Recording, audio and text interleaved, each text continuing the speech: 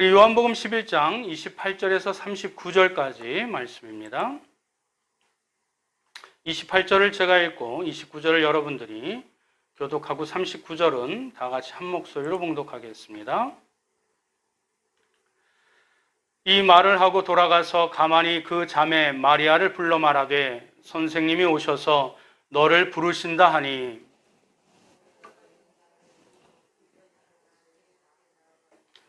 예수는 아직 마을로 들어오지 아니하시고 마르다가 맞이했던 곳에 그대로 계시더라.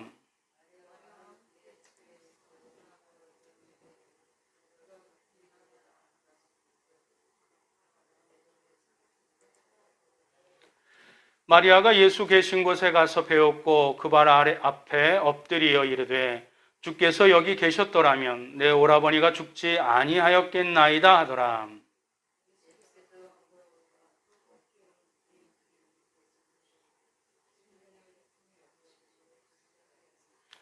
이르시되 그를 여기 두었느냐 이르되 주여 와서 보옵소서 하니 이에 유대인들이 말하되 보라 그를 얼마나 사랑하셨는가 하며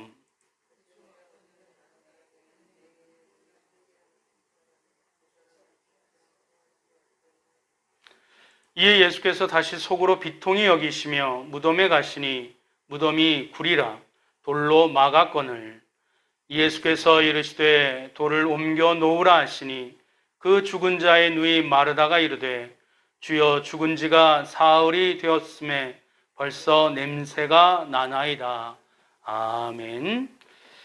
오늘 본문에 있는 말씀을 가지고 예수님의 눈물이라는 제목으로 또 설교자와 또 성도들 피차 은혜 받기를 소망합니다. 우리 화면을 한번 보실까요? 예전에 MBC에서 창사 특집으로 다큐멘터리를 만든 이 아마존의 눈물이라는 이런 다큐가 있습니다. 기후 변화에 대해서 지구의 허파인 이 아마존이 하루에도 여의도만한 면적이 없어진대요. 그만큼 산소가 그만큼 없어지는 것이 한 나라의 문제가 아니라 우리 전 지구 온 인류의 문제고 또 현세에 살고 있는 사람들의 문제가 아니라 다음 세대, 우리의 후손까지 우리가 책임져야 될 큰 문제인 것을 이 아마존의 눈물, 우리가 보이진 않지만 눈물을 흘리고 있다라는 그 타이틀로 우리가 그 심각성을 접하게 됩니다. 또 다음 장면 볼까요? 이번엔 북극곰의 눈물이에요. 2035년인가? 남극과 북극의 모든 빙산이 녹는데요.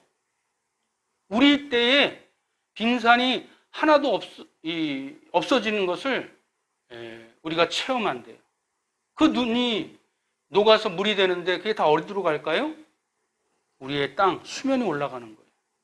우리는 지금 마치 비커의 개구리처럼 점점 나의 목숨이 족쇄이는 그런 위기 가운데 있음에도 불구하고 조금도 인식하지 못한 채 죽어가는 개구리처럼 이 지구의 기후 변화 또 여러 가지 많은 그런 어려움 가운데 처해 있음을, 이 또한 북극곰이 눈물을 흘리진 않아요. 그러나 이 장면을 통해서, 이 사실을 통해서 우리 지구가 심각한 위기 상황에 눈물을 흘리고 있음을 경각하지 않을 수 없는 것입니다. 오늘 본문에서도 성경이 예수님이 눈물을 흘리셨다고 기록하고 있어요. 오죽하면 얼마나 안타까우셨으면, 얼마나 애석해 하셨으면 눈물을 흘리셨을까요? 성경은 예수님이 눈물을 흘린 것을 2번이나 기록하고 있습니다. 즉 2번 눈물을 흘리셨다라는 말씀입니다. 첫 번째, 주님이 눈물을 흘리신 것은 이제 자신의 마지막 때가 다가오는 것을 아시고 감람산에서 기도하셨지요. 기도하고 내려오시면서 예루살렘 성, 그 화려한 그 성을 바라보며 눈물을 흘리셨다라고 말씀해 주고 있습니다. 그것이 누가복음 19장에 기록하고 있는데 우리 다 같이 한번 읽어볼까요? 시작. 가까이 오사 성을 보시고 우시며 이르시되 너도 오늘 평화에 관한 일을 알았더라면 좋을 뻔하였거니와 지금 내 눈에 숨겨졌도다. 아멘. 이때 이 성이 무슨 성이에요? 예루살렘 성이에요.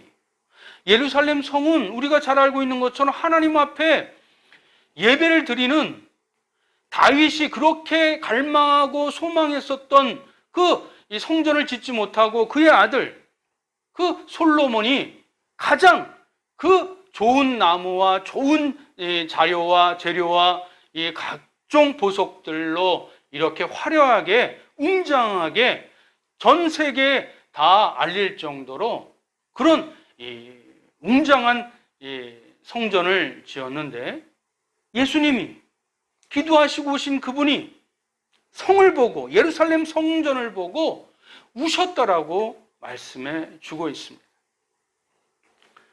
예루살렘 성은 더할 나위 없이 웅장하고 또 아름답기 그지없지만 그 안에 있는 인간들을 보고 우셨겠지요. 작은 이득에, 작은 손익에, 작은 고집에 서로 아귀다투하면서 그렇게 갈등하고 싸우고, 그리고 하나님의 나라, 저 천국을 알지 못하고 그저 내세에만, 현세에만 집중하고 있는 인간들의 어리석은 모습을 보시고, 그 성전은 아름답고 화려하고 웅장하지만 그 안에 살아있는 인간들은 참으로 초라하고 추하고 또 답답하기 그지없는, 마치 그 폭염 가운데 말라 비틀어진 그런 잡초와 같은 그런 인간 군상의 모습을 보시고, 진리를 깨닫지 못하고 하나님께 나오지 못하는 그 영혼들을 보시고 눈물을 흘리셨다고 성경은 기록하고 있습니다. 오늘 주님께서 두 번째 눈물을 흘리신 장면이 나오는데, 우리가 지금 몇 주 동안 설교를 하고 있지요? 베다니에 살고 있었던 나사로가 죽은 지 사흘째 되어서 주님께서 그곳을 찾아오셨습니다. 그때 마르다의 여동생인 마리아의 원망 섞인 목소리로 오늘 주님을 맞이하는 장면에서부터 출발합니다. 32절 제가 읽어드리겠습니다. 마리아가 예수 계신 곳에 가서 배웠고 그 발 아래 엎드려 이르되 주께서 여기 계셨더라면 내 오라버니가 죽지 아니하였겠나이다 하더라. 지금 마르다와 마리아는, 이 말은 예전에 마르다도 똑같이 얘기했었죠? 기억하세요? 똑같이 얘기했습니다. 요한복음 11장 21절에 그 언니도 똑같이 얘기했습니다. 분명 예수님이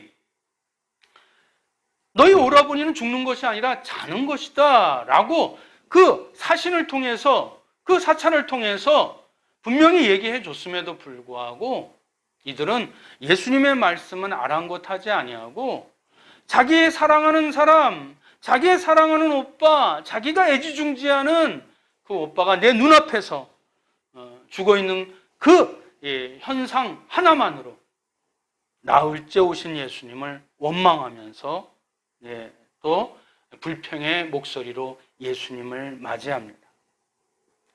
사랑하는 성도 여러분, 마르다와 마리아는 어떤 사람이지요? 여러분 한번 기억을 회상해 보시기 바랍니다.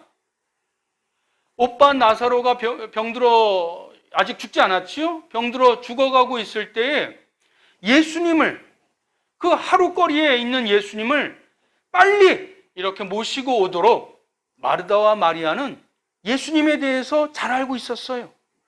예수님과 깊은 관계를 맺고 있었어요.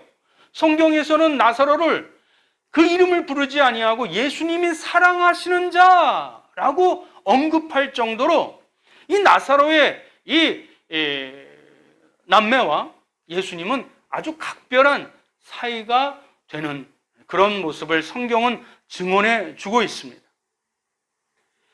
그럼 그토록 예수님과 특별한 사이, 각별한 사이, 인간과 인간의 그런 각별한 사이를 뛰어넘어 우리가 잘 알고 있는 것처럼 예수님을 구주로 영접한 이 마리아와 마리아라면, 적어도 예수님을 믿는 사람이라면, 아니 예수님과 그렇게 각별한 신분과 관계와 또 신앙의 관계라면 더 예수님을 신뢰하게 하면서 나아가야 될 터인데, 안 믿는 사람과 똑같이, 아니 예수님과 그렇게 각별하지 않은 사람과 똑같이 원망과 불평의 모습으로 오늘의 만남은 시작합니다.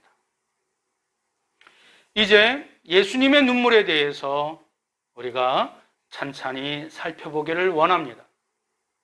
첫 번째, 예수님이 왜 우셨을까요? 우리 다 같이 한번 제목을 한번 읽어볼까요? 시작. 이방인처럼. 네, 예수님이 우셨던 이유가 뭐예요? 이방인처럼 마르다와 마리아가 행동했기 때문에. 오늘 성경에는 비통히 여기셨다라고, 불쌍히 여기셨다고, 우셨다라고 기록하고 있지만, 또 다른 표현으로는 제가 제 해석인데 좀 민망해하지 않으셨을까요? 나를 믿는다고 하면서, 나를 하나님의 아들이라고 얘기하면서 왜 이들은 죽음에 대해서 슬퍼했을까요? 예수님이 민망해 하셨습니다. 물론 사랑하는 사람이 죽으니 인간적으로 눈물이 흘리는 것은 당연하지요. 그러나 분명히 예수님이 뭐라고 약속해 주셨어요? 예수님이 말씀하셨어요? 안 하셨어요? 분명히 예수님의 입으로 약속해 주셨음에도 불구하고 죽는 것이 아니라 자는 것이라, 이는 하나님의 영광을 드러내기 위함이라, 살아있는 내가 하나님의 아들이 영광을 받기 위한 일들이니라, 더 구체적으로 자세하게 언급하시고 말씀해 주셨음에도 불구하고 이들은 그거 다 하나 기억하지 아니하고 그저 인간적인 그 슬픔의 상황에서 눈물 흘리는 것이 너무너무너무 민망하셨던 것 같아요. 어쨌든 이방인처럼 행동하는 것이 불쌍해서 우셨음을 성경은 말씀해 주고 있습니다. 32절부터 35절까지, 32절을 제가 읽고 다음 절을 여러분이 교독하고 35절을 한 번 더 읽겠습니다. 마리아가 예수 계신 곳에 가서 배웠고 그 발 앞에 엎드려 이르되, 주께서 여기 계셨더라면 내 오라버니가 죽지 아니하였겠나이다 하더라.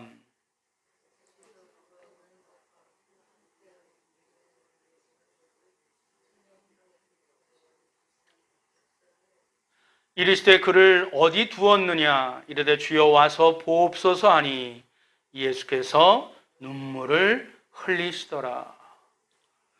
이때 33절에 예수께서 그가 우는 것과 또 함께 온 유대인들이 우는 것을 보시고, 이때 그는 누구예요? 지금 마리아를 언급해 주고 있습니다. 주님께서 이들의 눈물을 보시고 눈물을 흘리셨습니다. 성경은 이 눈물을 흘리신 이유를, 유대인들은 예수님이 사랑하시는 나사로가 죽었기 때문에 인간적으로 슬퍼서 운다라고 그렇게 해석했던 것 같아요.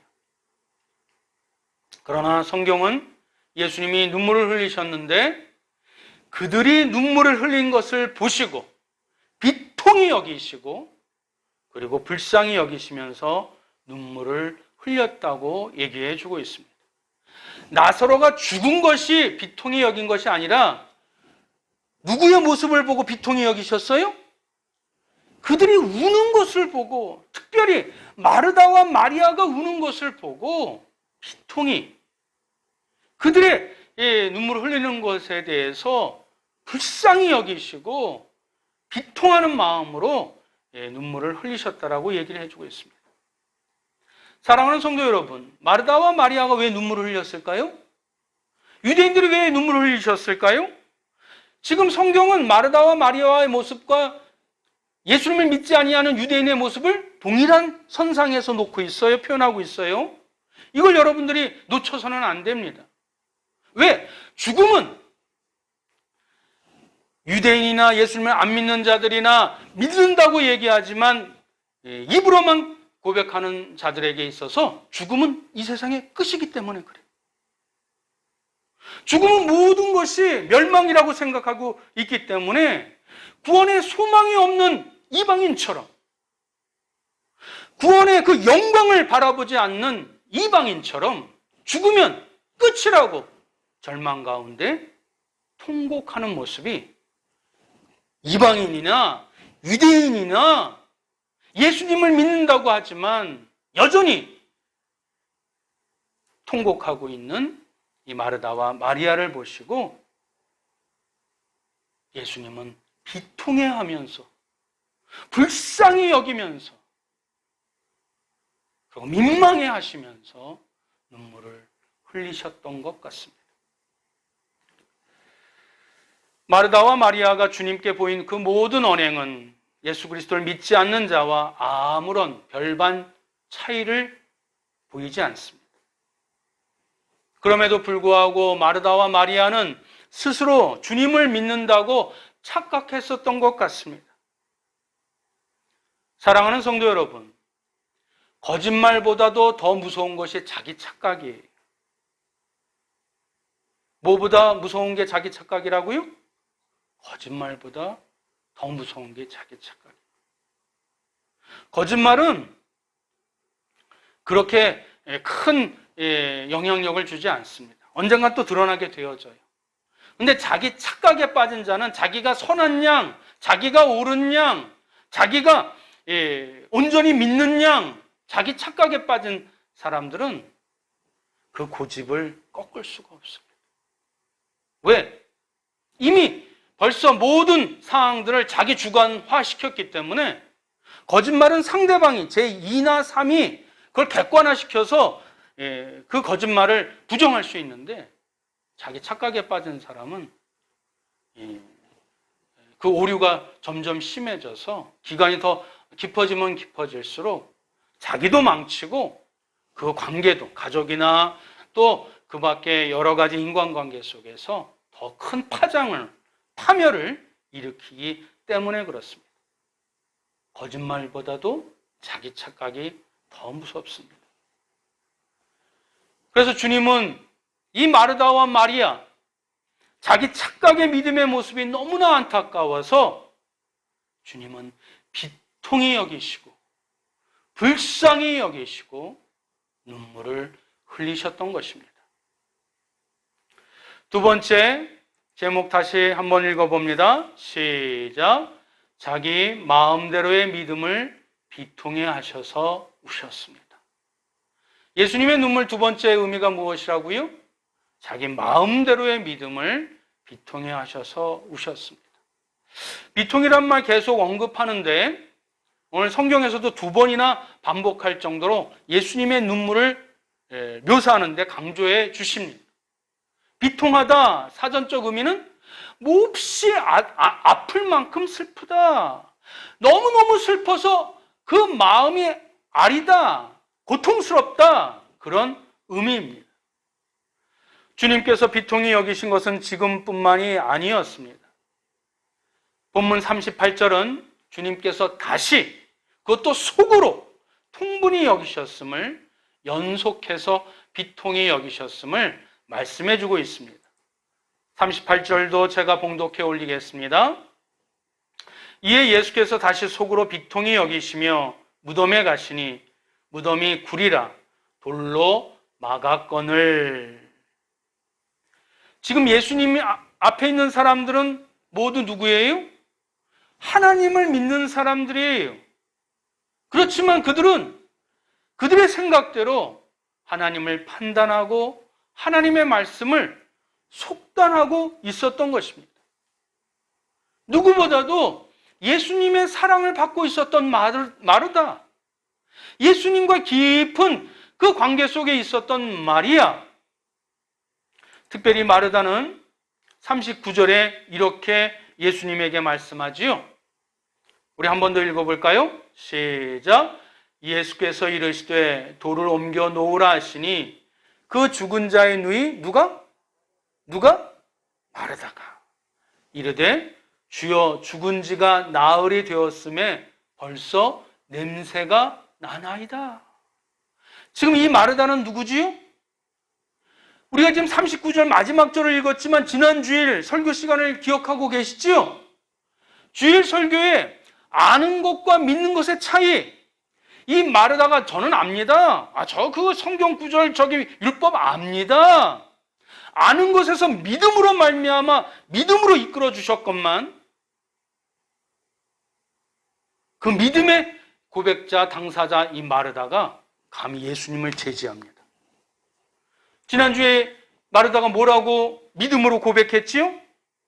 요한복음 11장 27절 한 번 더 읽습니다. 시작. 이르되 주여 그러하이다. 주는 그리스도시요 세상에 오시는 하나님의 아들이신 줄 내가 믿나이다. 이거 몇 절이에요? 27절이에요. 얼마 지나지 않아서 내가 예수님이 누구인지 이제는 믿습니다. 라고 자기 믿음을 고백했음에도 불구하고 정작 예수님이 돌을 치우라 그랬더니 마르다가 뭐라고 얘기해요? 이미 죽은 지 사흘이 지났어요. 나흘이 지났어요. 그 근처에서 썩은 냄새가 나나이다. 이 얘기는 뭐예요? 아무리 예수님이라 할지라도 거기 들어가 봤자 소용이 없어요. 괜한 고생하지 마세요.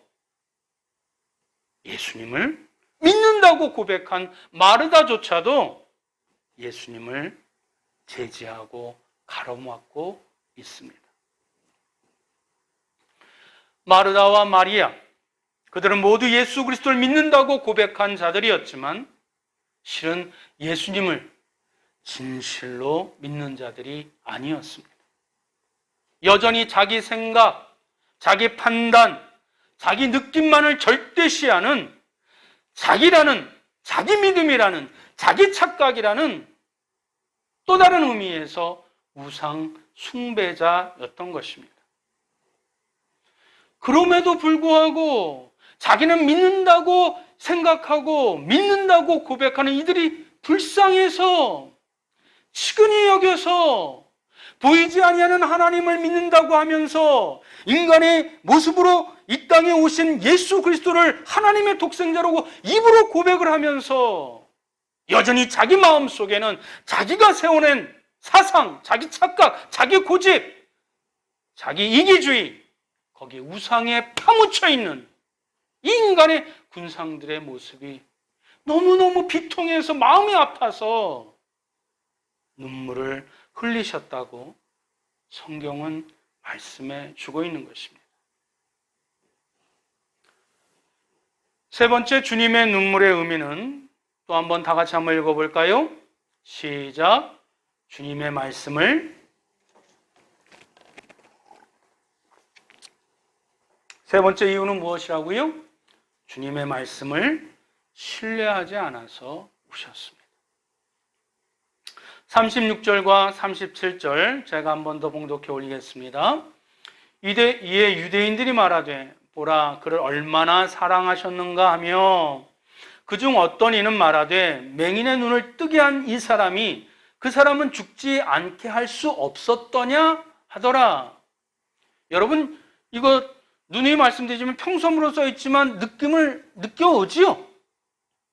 지금 예수님이 맹인의 눈을 뜨게 하셨으니 칭찬하는 것 같지만 결말은 뭐예요? 예수님을 조롱하고 있는 것입니다.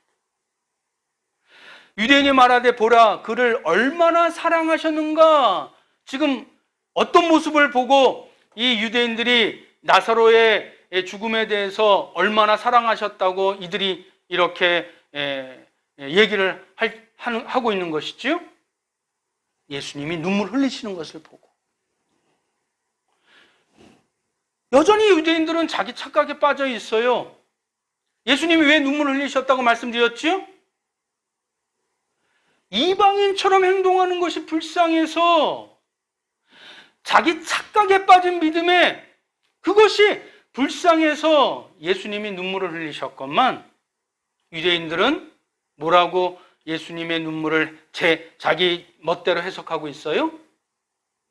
예수님이 사랑하는 자가 죽었기에, 예수님이 사랑하는 자가 이젠 죽음으로 끝나버렸기에 눈물을 흘린다고 그렇게 나사로의 죽음에 대한, 오늘 장면에 대한 예수님의 눈물을 자기 멋대로 해석하면서 맹인은 눈을 뜨게 해주면서 좀 더 일찍 오셨더라면 이 나사로는 고치지 못했느냐고 오히려 칭찬을 가장한 예수님에 대한 조롱과 예수님의 말씀에 대한 그 불신앙을 노골적으로 표현해 주고 있는 것입니다.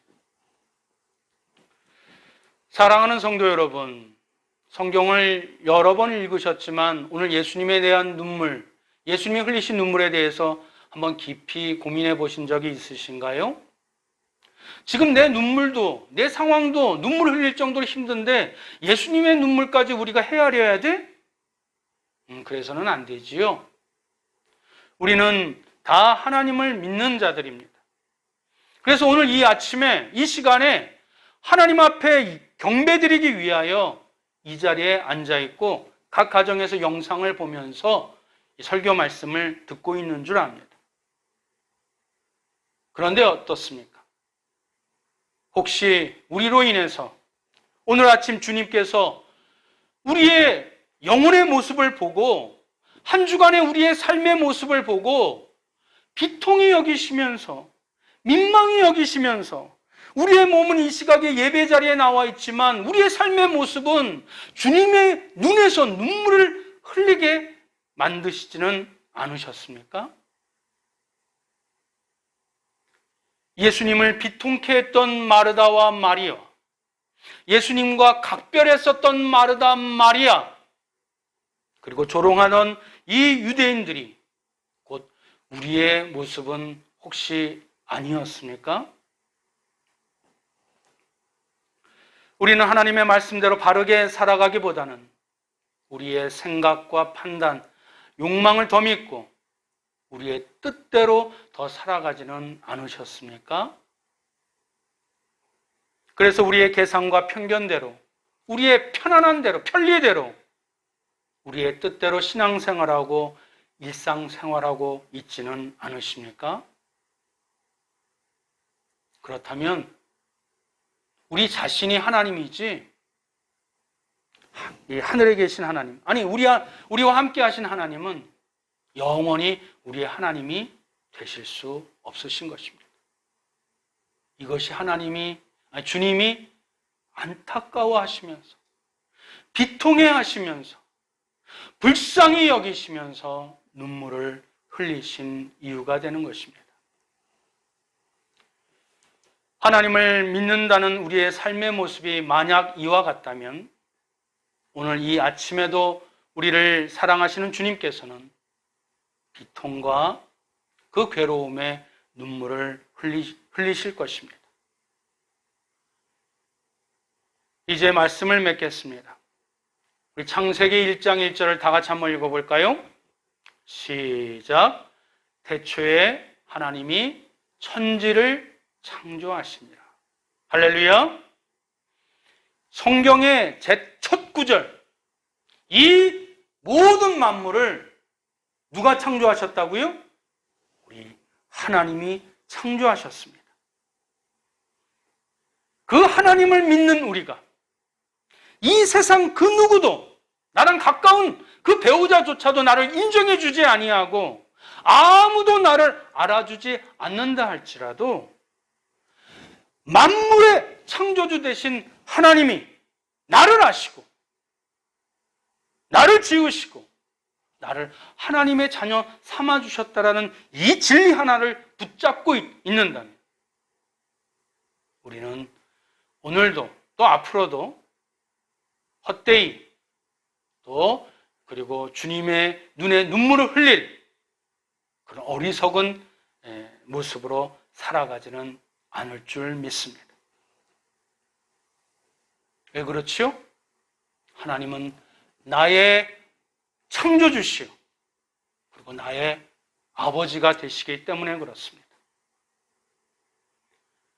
자식의 수준에는 이해할 수 없고 때로는 고통스럽고 어쩔 때는 지겹게 여겨지는 것이라고 할지라도